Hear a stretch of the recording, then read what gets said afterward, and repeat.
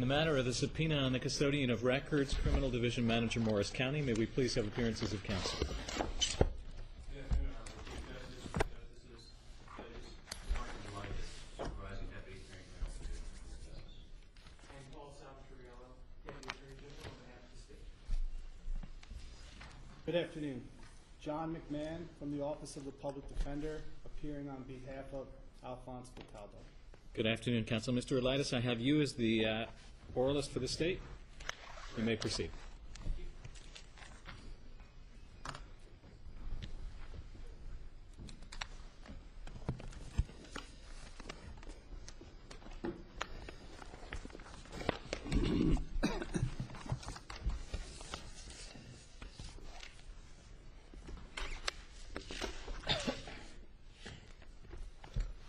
May it please the Court, and with the Court's permission, I had asked for the opportunity to make a preliminary statement as well as reserve 1 minute, if necessary, for rebuttal.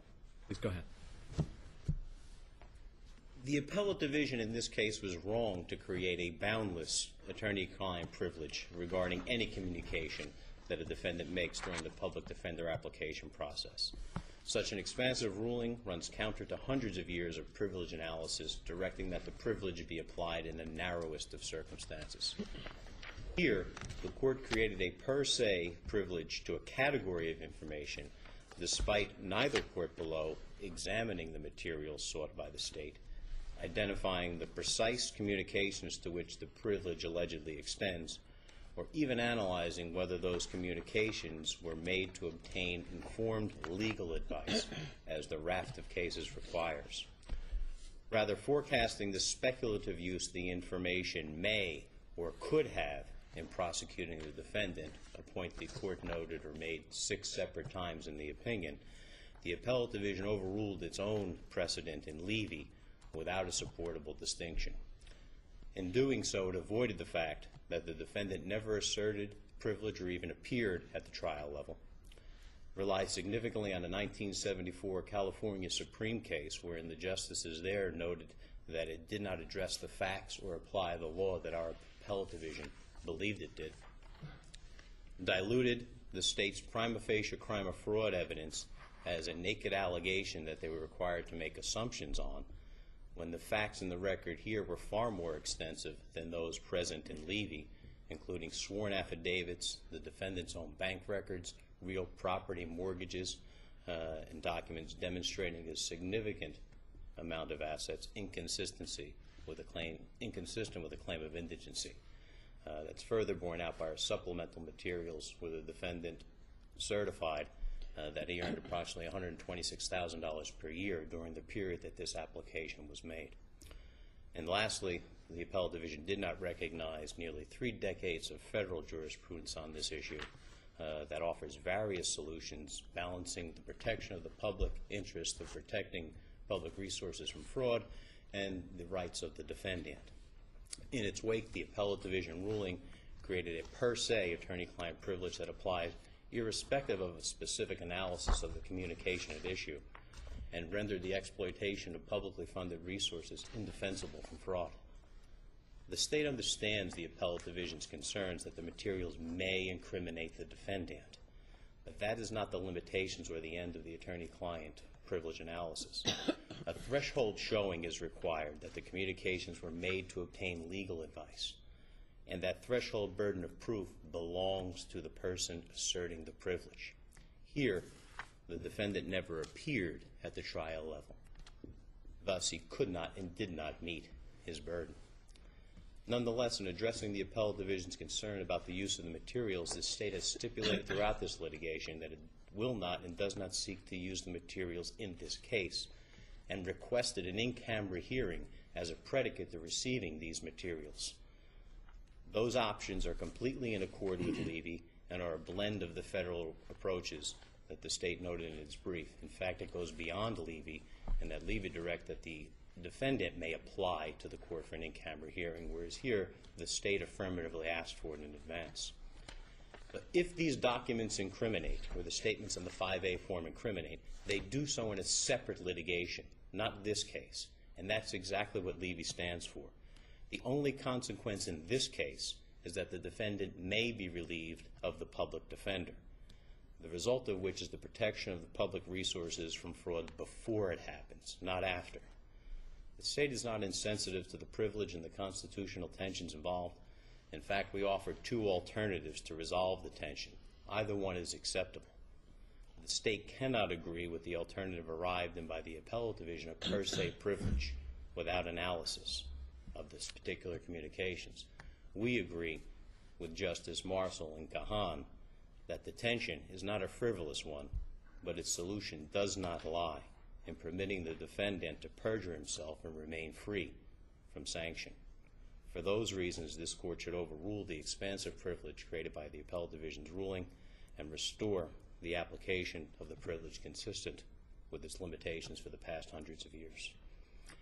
That's the state's preliminary statement, and if the court would have any questions, the state is prepared to address them. If I may, you're asserting crime fraud, and obviously crime fraud has two actors when it's found. One is the client seeking the legal assistance to commit a crime or perpetrate a fraud, and the other is the involvement or potential involvement of the lawyer.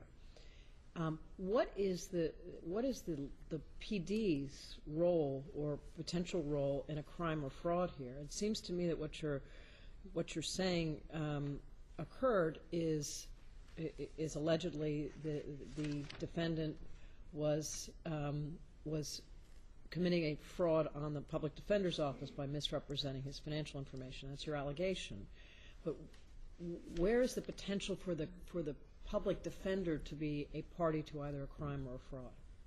Our position under the change in the statute, where the decision and the investigation of financial eligibility now rests with the judiciary, actually, and the criminal division manager's responsibility, that information was withheld from the criminal division manager on that form. And so that form, when ultimately passed upon by the court as the predicate for issuing the public defender services, the court was defrauded from full material information necessary to make the eligibility determination. The court was defrauded? Yes. Doesn't the criminal division manager function as an arm of the PD in this 5A instance? I believe if we look at Black now and we look at the statute, the statute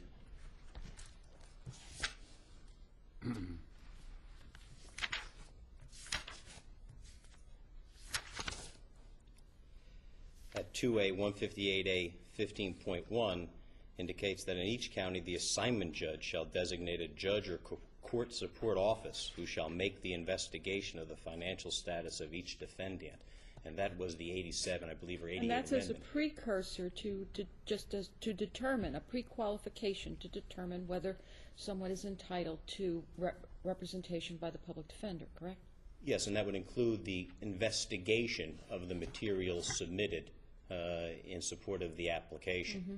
And so if material information were withheld from that person, Then but the entity that might be directly affected is the PD's budget, correct? Not the courts.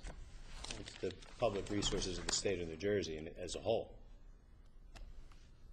Where's the role of the lawyer or whoever is designated to be the arm of the legal entity in the potential crime or fraud? Because the policy behind the crime fraud exception is that lawyers not be permitted to be in conjunction with their clients in violation of the law or defrauding other people. Where is the potential lawyer role? State versus Blacknell, Judge Hoffman had indicated that the criminal division acts as a surrogate to the attorney-client privileges, acting on behalf of the client, even though, or notwithstanding the fact they are within the judicial branch, and extended the privilege on that basis. Let me just ask the question again, maybe more clearly. In a normal crime fraud setting, you have a potential for the lawyer to become a party to either facilitating the crime or perpetrating a fraud through his or her legal skills, using those legal skills for an inappropriate purpose. There's a mutuality of the client and lawyer working together to do something either illegal or fraudulent. where is the role of the PD or the division manager as the arm of the PD? Where's the potential role, active role, in either perpetrating a fraud or committing a crime? I understand now.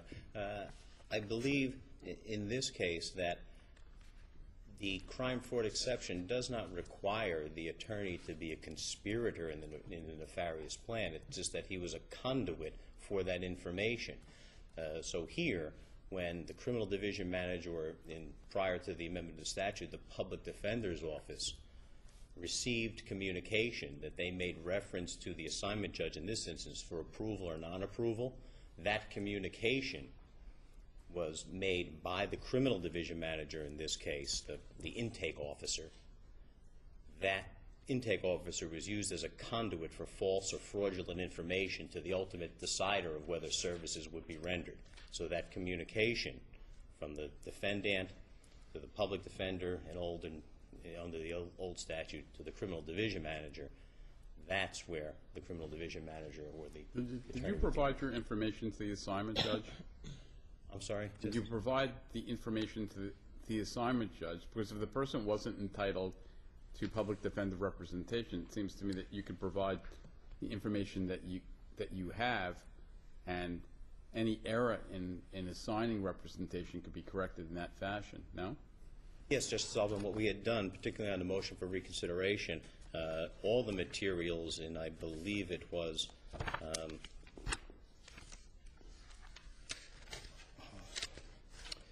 all of the information in PA 106 or 110 through 166, including the state's sworn affidavit, defendant's bank records, mortgage and property deeds, were submitted to the trial court for review. Okay. Did the trial court make any determination of whether or not, after his review of that information, whether defendant was still entitled to public defender representation? We had asked for a hearing. We were not granted a hearing. There was an opinion that did not mention the materials at all, but rather that the privilege applied. Was there any reason why those materials couldn't have been brought to a grand jury and had a grand jury review, so that if a grand jury deemed it appropriate to ask for the subpoena that you're asking for, we wouldn't be in a situation where the state who's prosecuting charges against this defendant at this time is the same entity, or is the entity that's asking for the subpoena in the first instance?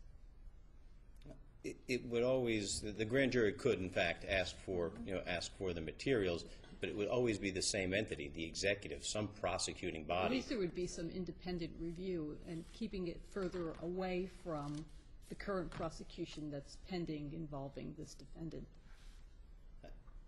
As it currently stands, these prosecutions, if they were to occur, would have to be separate. There's a stipulation that would be separate. There is a court who could serve as the gatekeeper, and in this instance we had a court who was certainly wary enough to assert privilege. The subpoena was issued for the production of the documents where? Was it before a grand jury? It was not, Justice. It was part of the trial after the arraignment process. It was a trial. So you were not. So you were subpoenaing these documents to be used in the very case in which you were prosecuting the defendant. So you used the trial subpoena.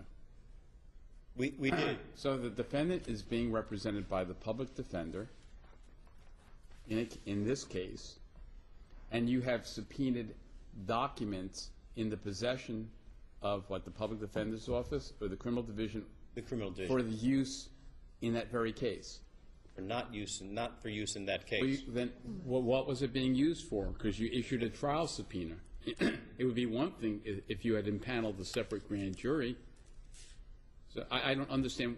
If you're using a trial subpoena for the production of those documents, they have to be for the trial, correct? They can't be for something else. Our intention in issuing the subpoena was as follows, as we laid out in our briefs. We did not know whether there was cause enough as yet to determine whether a fraud had existed. We needed the document. We had a stream of income or assets. We did not know and could never make a case. I know, but the question, that's why I'm asking you, you're issuing a subpoena so that the documents will be produced in a particular place. Many times you'll have an investigative grand jury. Okay? That could be for some sort of separate crime. You're telling us that you issued the subpoena for the production of those records in the trial of a case. For review, in fact, by the trial court, we believed if we issued a grand jury subpoena without sufficient basis that we'd violate Francis and the dominant purpose test, because our purpose was, without knowing the knowing whether the fraud had been committed, that they'd never be able to be used. What were you going to use the records for? Tell us again. To determine whether, or at least make an application, a more developed application to the trial court, that the defendant was ineligible for public defender representation or had misrepresented the application to the trial court. And you further stated that the purpose of that is in order to consider whether other charges should be brought pursuing that as fraud. That was an additional possibility, but we didn't know what was not known to us at the time. And had we issued a grand jury subpoena for use in the trial, we would be prohibited as a matter of law. Not for use in the trial, for consideration of whether there should be a separate and new proceeding instituted against this defendant. Now look at all of the cases cited concerning use of grand jury subpoenas to obtain similar kinds of information that was cited in Judge Feinberg's decision in the related matter, and most of the ones involving federal practice. They're all grand jury cases. They're not coming in the context of a subpoena issued, as we're discussing now, in the context of an ongoing trial. And that's why I started this line of questioning with you. Why didn't you pursue the institution of this matter through a separate new grand jury? Because we believed at the time we didn't have sufficient cause. We did not know whether we had a separate fraud. We had some information. You had a lot of information according to the motion to reconsider, and if you look at the application for the leased vehicle, there's a box checked off that indicates you had tax records. And that's in the affidavit as well. You had an awful lot of information about his assets. I'm not sure actually that the ruling on the privilege would have varied depending upon the nature of the instrument that we issued. This is a sensitive area, as we see the state appreciates, because you've represented in a number of places that you wouldn't use this information in connection with the pending case. So would it make sense, if this type of information could be disclosed, that there be a separate team of investigators and prosecutors who have nothing to do with the pending prosecution that would handle it? That's an entirely acceptable result, in fact. We certainly have enough staff to handle that, and if that cures the problem or the issues involved, we suggested two alternatives, the in-camera review or the use immunity provision.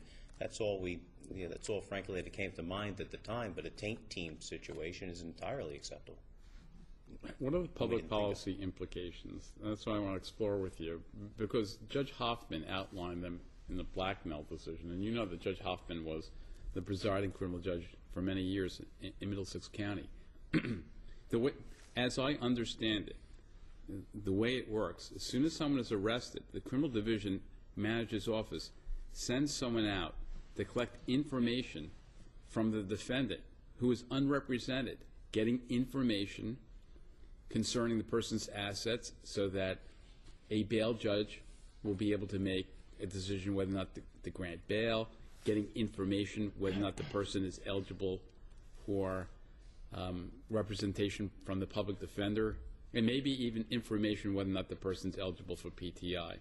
Am I correct in terms of the way the system works? Seems 100% on the money, Justice. So that system only works if there is some understanding that the information that is being obtained from the defendant who is unrepresented, who is not being given Miranda rights from the criminal division manager's office, is not going to be used against him or her, correct?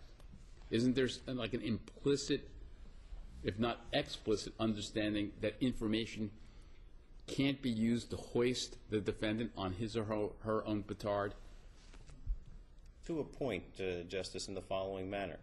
If, in fact, the information is false or fraudulent, then the defendant has hoisted him or herself on her own petard. And secondly, in a long-term vision, the system only works long-term if it's not subject to indefensible fraud of resources. There may be a number of other cases that the public defender could expend resources on other than those in cases where eligibility is not genuine or honest. Well, part of the problem is, I think no one has a right to commit a fraud against the state. I don't think anyone would argue about that. The problem is when the prosecuting agency is now subpoenaing information that was given. It would seem to me that the people who should have the resources to do the investigation should be criminal division manager's office, the public defender's office, rather than the very agency that's pursuing the defendant. That's where the tension is. Justice, I understand that, and I would look and suggest in the materials, the underlying mortgage and deed material, these materials were pulled offline on the mortgage and county records. We didn't leave the office to pull the mortgages. They're online at the county facilities, so they have the ability to do it. I don't pretend to suggest that the criminal division people have the ability to do that, don't know how to do it, or overwhelmed with that kind of forensic type of analysis.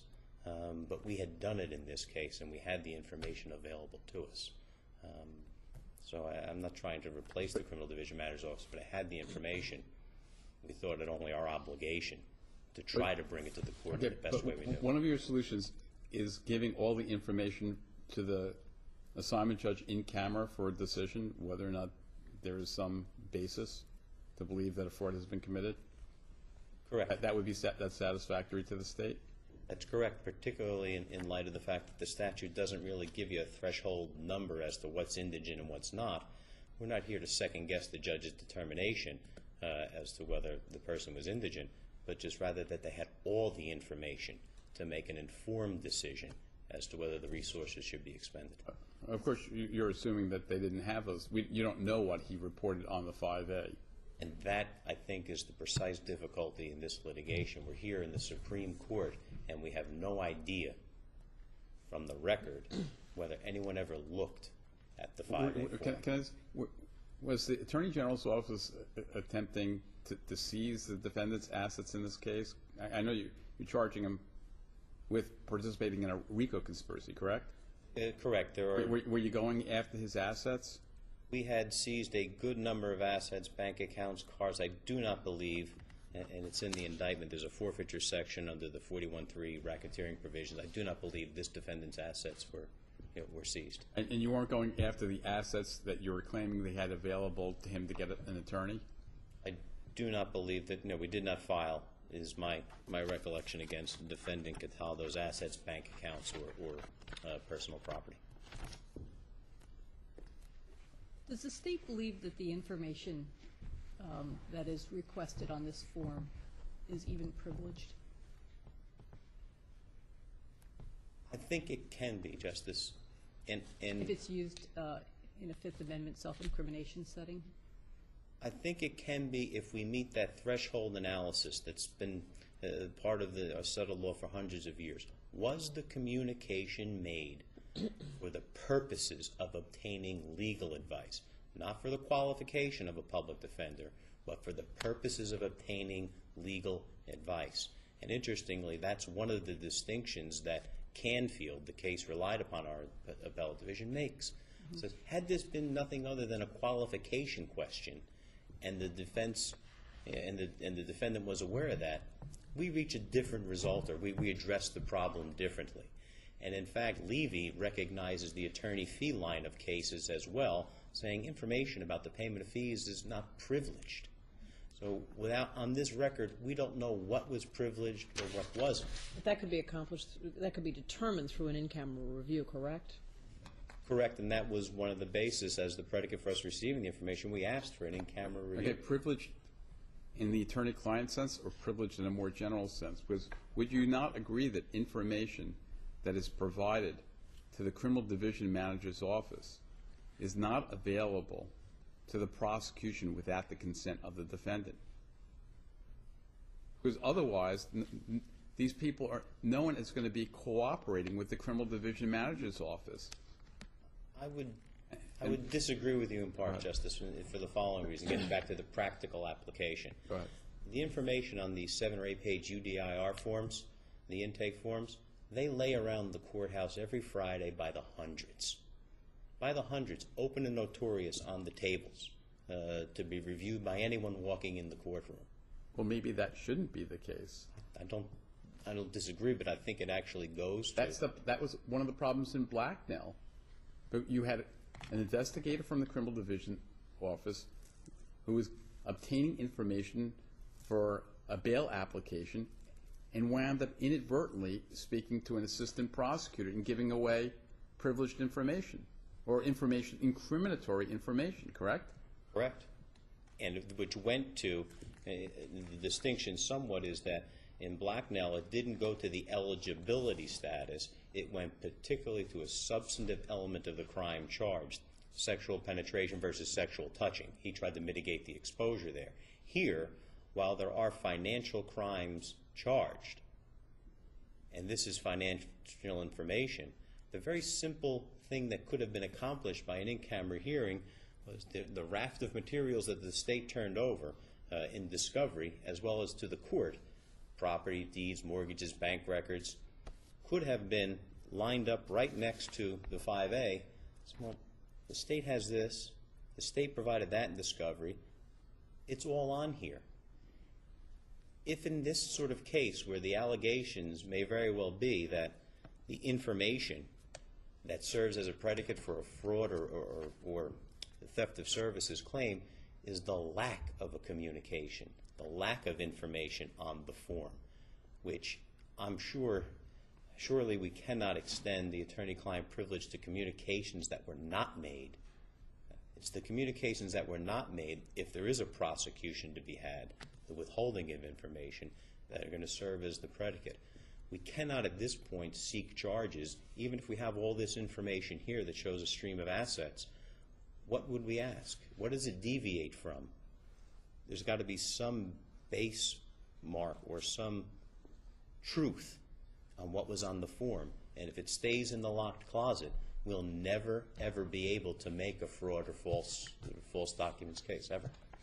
The public defender statute has provisions in it that set up a structure for recoupment of monies expended for public representation if the defendant later has the ability to pay for some reasonable value. Why does not an after-the-fact recoupment process satisfy here? Why does the state have to act at this point in time through the mechanism that it's using in this proceeding? Because I think not acting abrogates the duty and the oath that the law enforcement, the executive has. If it sees fraud, it has a duty and an obligation to act. Whether that duty and obligation overcomes or displaces the privilege is the real heart of the analysis. Levy recognized the obligation of the protection of public resources as a fiduciary duty. By standing still while the services, this is an ongoing crime if it is a crime. If it is a crime, it's ongoing today as the services are continued to be acquired. And so what we would be doing is creating a judicially sanctioned period of amnesty or a moratorium against the enforcement of crime. Levy did not require that we wait. That was simply the posture of the litigation. If you read Levy, the whole thrust of that was the balancing of the interests. And only once, in the very last sentence of the opinion, after the conclusion that the interests in that case aligned with overcoming the privilege, did it say, particularly in this case because the litigation had already ceased. But the litigation ceasing, as we know, has nothing to do with the privilege. The privilege survives even death. It certainly survives the ceasing of one particular litigation. Well, but you're saying that you would be content, at least over the short run, to provide the information to the assignment judge, and for the assignment judge, who has access to the 5A, to make a determination whether or not the defendant is still public defender eligible. I believe we did that on the motion for reconsideration. I'm not sure procedurally how we get back there to that point, other than a... But the assignment judge did not speak to the issue? Did not speak to the issue in the opinions, which are part of the record. In this concern about the ongoing crime or fraud that you believe might be being perpetrated, do you see any role that the public defender's office must play in the ferreting out of such activity?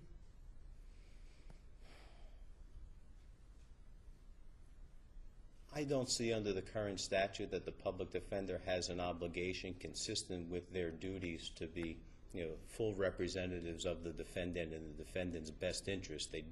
Under the old statute where they had the screening obligation, if you will, I see Levy's point in the fiduciary obligation to make sure that the application is what it's supposed to be. Mm-hmm. Since they've been relieved of that obligation, I don't see under the current statutory scheme how that, what other duties we could or should impose on the public defender. Is there anything you'd like to add to your argument? Nothing, Chief Justice. Thank you. Thank you. Mr. McMahon.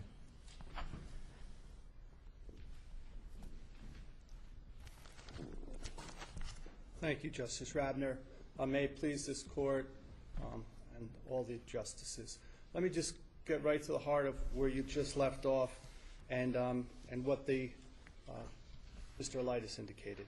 That one of the reasons why they sought this information, that's what I believe he said, was to make a more developed application to the trial court to remove the public defender's office from representation. That was never done. Just so we're absolutely 100% clear in this case, their applications at the trial level were to subpoena the quote-unquote 5A and all attendant documents. They never made the simple application to the court to say, Judge, here are some additional documents that we found. Would you please review the defendant's eligibility for the public defender's office? It was never done. Not on the original application where those documents weren't even proffered to the court, nor in the motion to reconsider that original application. So it's never been requested of the court. The court has never looked at it to see whether the public defender's office should still be in the case. And the court has never looked into those documents to determine, does Mr. Cataldo have actual ownership interest? Is there equity in those? How much would it cost to defend this case? All legitimate questions, but all questions that should, if that was the intent of the Attorney General's office, that should have been their application from the beginning. Okay, let's assume that they proceeded that way. Yes. They provide all the documents in their possession. Yes. The assignment judge reviews them and then reviews the 5A and determines that the defendant purposely withheld material information concerning his eligibility for public defender representation. Would the assignment judge, under those circumstances, be entitled to refer the case to some prosecuting agency? I don't believe so, Justice Why not? Albin, because I think this court's own directive 1-06 makes it absolutely clear that at least with regard to those communications and the information contained in, I call it the 5A, we all know what we're talking about, the uniform defendant intake, at least with regard to those communications and what's on that form, it cannot be used before any grand jury. It cannot be used in any trial prosecution. It can't be. That's your directive. That's before we even get to any privilege issues. That's your directive. Now, to the extent that other documents were submitted and those documents were falsified by the defendant, I don't know what those documents might be, a tax return or something like that, then I guess that would be another issue for the court and whether that would be within the scope of Directive 1-06, or whether it would be outside the scope of it. But with all candor, Justices, I think I don't know that there's any disagreement with this. Our criminal justice system in New Jersey does not have the wherewithal, or has not been, doing the type of investigation that we might be able to stand in this room and pretend exists. I just had to do a refinance on my mortgage. I had to get together a whole bunch of documents that showed exactly what my income was, my assets were, and everything. These are interviews being done by criminal case management employees in cell blocks, usually filled with multiple people, where they're asking very cursory questions and getting answers of people who are wondering what's going on with their case. So I don't think we're talking about something like that mortgage application that's happening, nor perhaps do we have the resources for that to happen. As Justice Lavecchia mentioned, the Office of the Public Defender bills for its services now.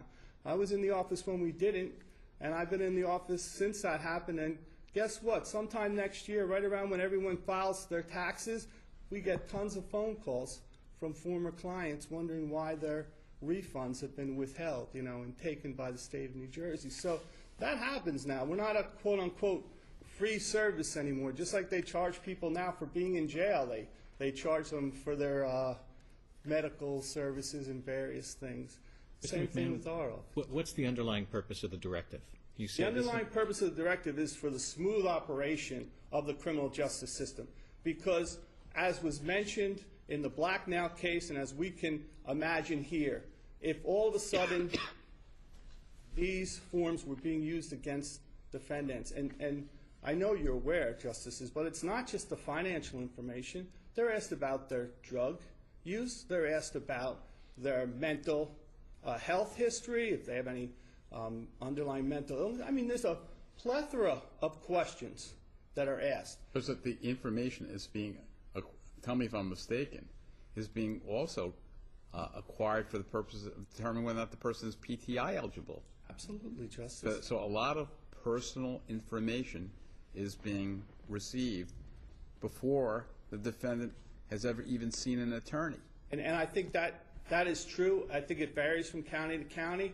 I think in most counties it's before the public defender's office ever gets involved. In Essex, I think we might talk to them right beforehand, and obviously we tell them not to talk to the criminal case management if it could be used against them. That's the reason for the directive. Absolutely, Justice, absolutely. Most of the information that you just referred to would be protected under an attorney-client privilege, correct?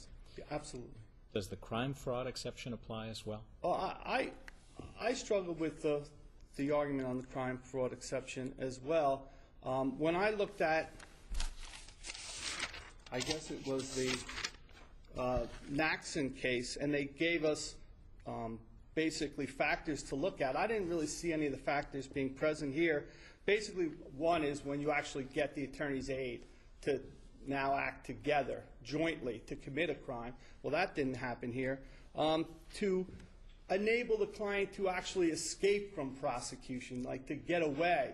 Well, that didn't happen here. And to assist the client in avoiding some lawful process. I mean, I think it would be a struggle to try and apply that here. I think that's when you're trying to hide the address of someone so that a judgment can't be collected or a subpoena can't be served. So I really don't see the crime-fraud exception applying here at all. So let's take a hypothetical that's somewhat similar to the facts we have here.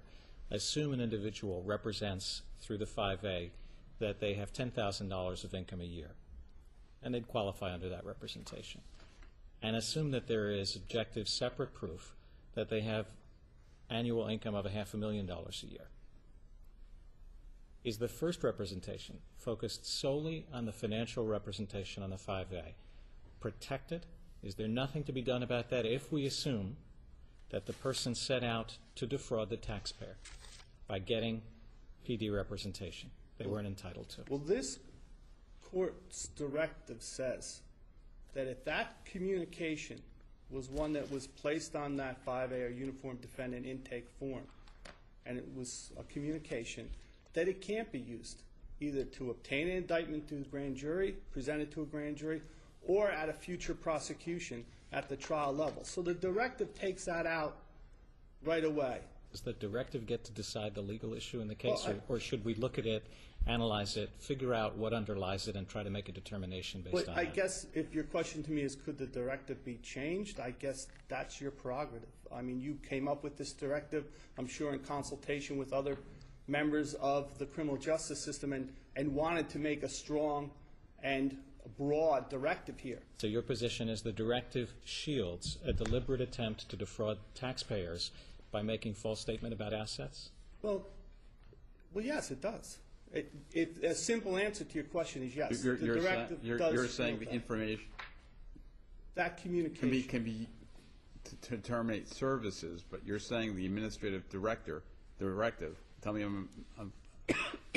provides immunity to the defendant for the information that's provided to the criminal division manager. I think it provides exactly what it says, which is that those communications can't be used before a grand jury or at trial. That's what the directive says. So tell us why that makes sense when we're focused on the heart of the crime fraud Absolutely. exception. It makes sense here, Justice, because without a broad protection through this directive, and obviously we're not even at the privilege issue, but with regard to this directive, without that broad protection, then we really would have to have a different system.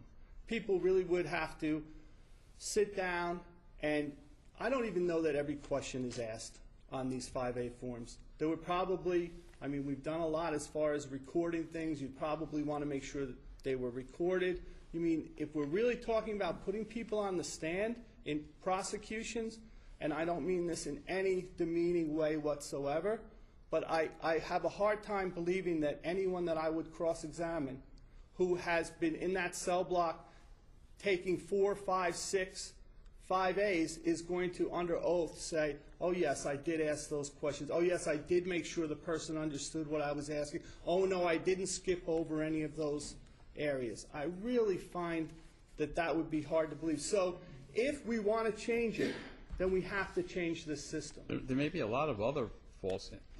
I'm assuming these 5As coming from unrepresented defendants may be denying offenses that they've clearly committed and all sorts of other things that are probably not truthful in the 5As. Oftentimes people who apply for drug court are confronted, with the fact that, why have you never said you used drugs before or anything? Why have you never sought treatment before? If all of a sudden the 5A could be used in order to determine, that whether they're eligible for drug court or not, and we were going to accept that, I don't know. I mean, I really don't know that we're going to feel comfortable with these people without representations.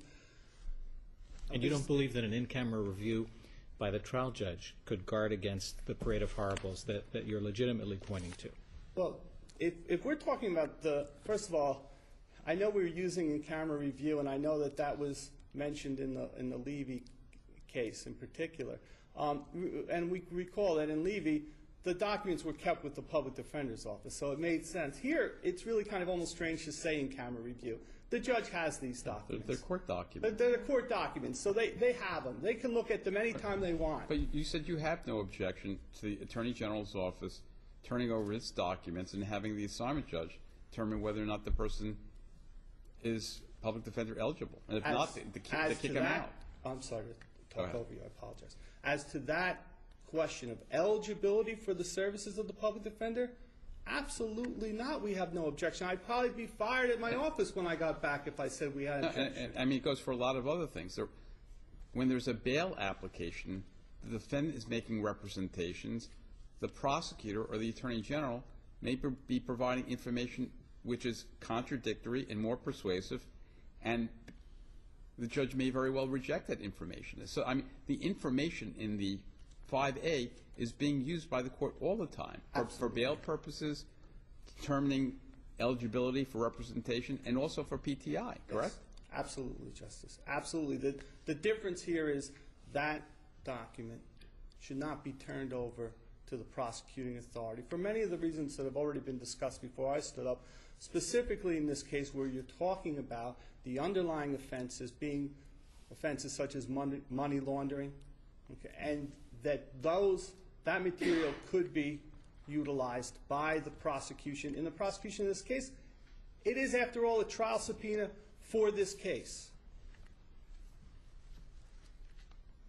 Let me ask you a question. Let's say that the matter is presented to the assignment judge. The assignment judge takes a look at the documentation submitted by the Attorney General as well as the 5A. The judge determines that he needs more information.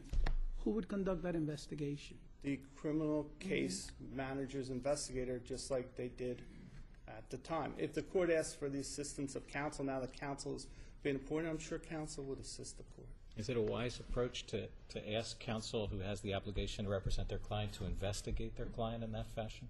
Judge, I provided a letter to the trial court when the subpoena was first issued, basically because when you saw it on its face, I mean, you'd be foolish for the court to imagine that I didn't ask my client, well, what about some of these things? On that motion for reconsideration, I gathered some information and I supplied it to the court in a letter as to what ownership or non-ownership my client had, what the equity in those things were. Of course I did that. I don't think that that went against my client's interests. So if your question to me is, could there be a situation where my client's interest would be counter to what the court wanted? Yes. And in that case, of course, I would have to advise the court that I could not assist at that point in time. Anything you'd like to add? No, thank you very much. Thank you, counsel. Mr. Elitis, rebuttal? Maybe 1 or 2 points.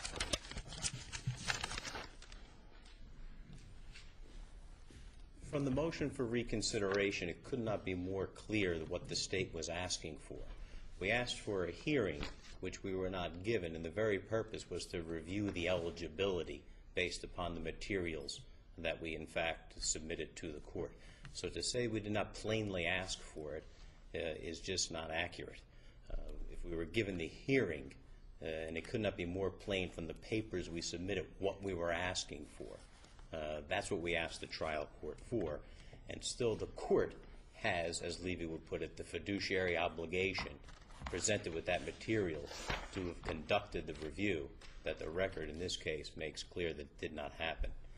Secondly, as to the point with regard to the crime-fraud exception, Fellerman versus Bradley indicates to us that the crime-fraud determination should be given an expansive reading and is not to be limited by an offense in a criminal sense, but frauds, deception on the court, are included in crime-fraud. How do you get around Administrative Directive 106? Now, And I'll just summarize what it says. I'm sure you... I know exactly what it says. Okay, go ahead. Justice Alvin, and we've given this great thought. Go ahead.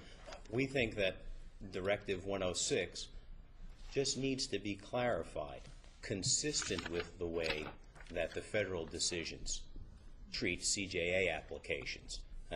What we need to do is to clarify that it cannot be used for any of the prohibitive uses unless, as determined by a court, a fraud or a perjury is at issue. Okay. You're talking about amending it. Clarifying it. Okay. Well, okay. Consistent with that purpose. Otherwise, Justice, this certification on the bottom of the form on page 3, the financial eligibility, I certify that the foregoing statements are true, and I realize I am subject to punishment provided by Rule 144B, is meaningless. It's inoperative because you can never be subject to punishment. Okay. You're talking about clarifying. Deal with it today. How do you do what you want to do, given the way the administrative directive is written today? Justice, we always viewed this as, as a long road. Getting the materials was the first step. Using them was the second, almost like Rule 410 information. Information that's... I know, but the directive says the materials can be used for this purpose, and that purpose, but it cannot be used at a trial or grand jury against the defendant. So forget about the attorney-client privilege. How do you get around that administrative directive? Receipt of the information prior to use in the state grand jury up to Judge Jacobson, assignment Judge Jacobson, for a motion for a declaratory judgment as to whether the directive can be clarified, whether it should be amended, whether certain... That's for the future. You got to deal with the directive today, because the directive makes certain promises to the defendant. We'll assume that everyone is aware of the law. So how do you deal with it the way it's written today, without clarifications, amendments, and the like? I think you would have to analyze it much like a statute, and that certain provisions would have to be either deemed, what were the intentions when it was drafted? What would be the purpose of 144B punishment if use in some format were not possible? So while certain aspects of the UDI are you presently using drugs? Oh, certainly. That serves the rehabilitative aspects. Those things would be prohibited from use. But I think if you took a look at the actual provisions, you would be able to find that we did not mean in cases of perjury or fraud, particularly because we put the punishment provision at the bottom. But you didn't put that. The court system put it there. It's almost like a contempt provisions. But do you think that the judiciary, when it drafted this particular administrative directive, intended for the Attorney General to be able to subpoena the very documents that the judiciary said could not be used before a grand jury trial? I believe consistent with Levy, the appellate division decision in Levy was prior to this directive, that it knew there was some potential use of the document. Prior to the directive. You got to deal with after the directive. I believe the directive can be read consistent with the holding in Levy and the punishment provision at the bottom to suggest that in considering the package of materials, it was not perhaps precisely considered what this one page out of 7 or 8, the consequences really were of prohibiting use. Because the other pages all go to personal consequences, in terms of drug use and things of that nature. But the public protection provision from fraud and public resources really only is encapsulated in this single sheet.